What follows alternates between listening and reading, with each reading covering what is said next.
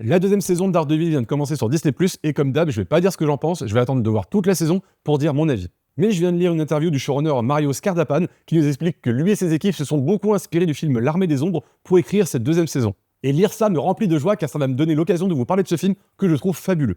L'Armée des Ombres, c'est un film de Jean-Pierre Melville sorti en 1969 qui nous raconte l'histoire d'un groupe de résistants opérant dans la France sous occupation en 1942. Bon, jusque-là, vous pourriez me dire, des films sur la résistance, on en a vu un paquet. Certes, mais celui-là, il va vraiment nous montrer la zone grise dans laquelle évolue cette résistance et les dilemmes moraux qui vont devoir se poser. Par exemple, si un résistant se fait arrêter par la Gestapo et qu'on lui laisse le choix entre dénoncer des juifs ou envoyer sa propre famille à la mort, qu'est-ce qui est le pire? Qu'est-ce qui est le plus moral? Qu'est-ce qui est le plus acceptable entre sauver son propre sang ou sauver ce pourquoi on se bat? Et aussi, on pose la question de comment on doit réagir quand on fait partie des autres résistants.